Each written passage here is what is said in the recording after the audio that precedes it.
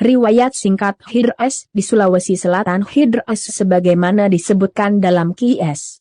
Al-Kahfi 60-82 adalah hamba Allah yang soleh di mana Nabi Musa pernah berguru kepadanya. Namun banyak ulama berpendapat bahwa beliau termasuk dalam 124.000 Nabiullah. Asal-usul nama-nama dari seluruh tarikat pun bernama Hidiriyah. Nabi Hidres adalah salah satu nabi yang diberi tugas hingga akhir zaman.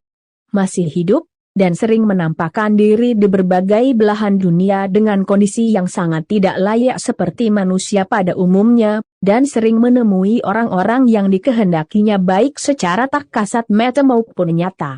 Salah satu kisahnya, beliau menemui Gatang Komara di Kap Takalar, Sulawesi Selatan sekitar tahun 1700-1800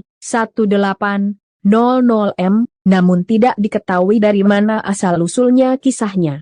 Beliau dititipkan oleh Gatang Komara kepada Karaeng Moncong Lukap Goa sebagai tukang kebun dengan wujud seorang kakek tua yang rentan, namun pada pandangan anak Seng Raja yaitu Siti Aminah, beliau tampak seperti pemuda yang gagah perkasa dan dengan pandangan mata. Sang putri raja pun hamil yang dititipkan di kerajaan Talo, sampai kemudian lahirlah seorang putra yang bernama Syekh Yusuf Al-Makassari.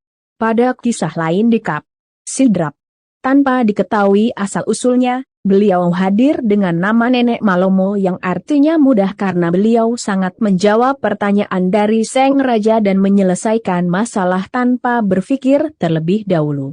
Di kota Makassar, tepatnya di kampung Malimongan juga dikisahkan oleh KH Tarada, lahir 1911 m, semasa kecilnya sekitar tahun 1917 sampai 1919 m ketika sedang bermain dengan saudara kandungnya tiba-tiba ayahnya ditegur oleh seorang kakek tua, manakah di antara ketiga anakmu ini yang akan berhaji? Ayahnya menjawab, tidak tahu. Kakek tersebut lalu menunjuk KH Tarada kecil, karena di telapak kakinya ada cahaya yang memancar. Selanjutnya ketika KH Tarada kecil berusia 9 tahun, bersama teman-temannya mengaji pada seorang guru disebut Tuan Masere karena berasal dari Mesir.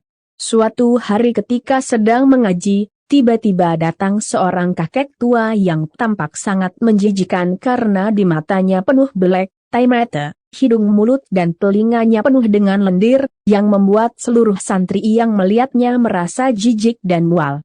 Namun sang guru langsung memeluk dan menjilati seluruh wajah sang kakek.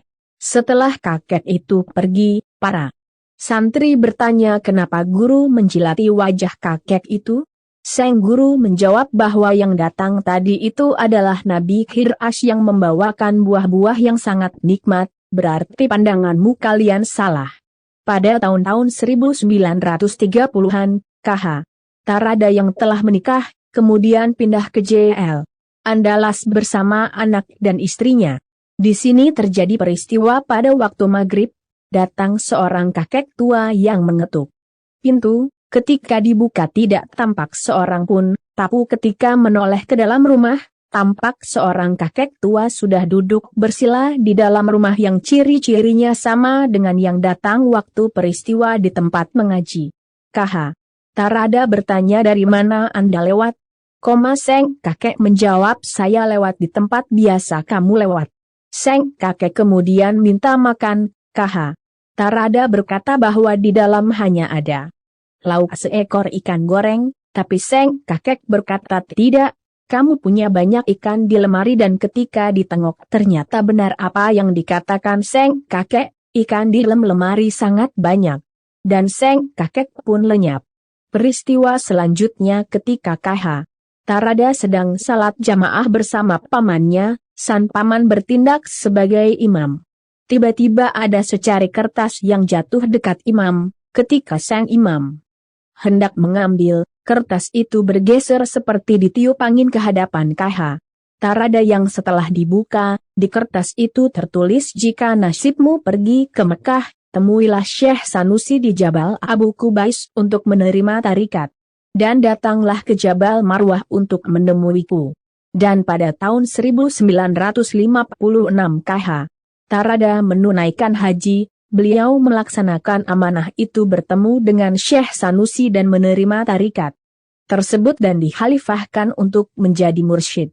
Dan ketika beliau ke Jabal Marwah, beliau bertemu dengan sosok yang sama dengan kakek yang ditemuinya di semua peristiwa sebelumnya.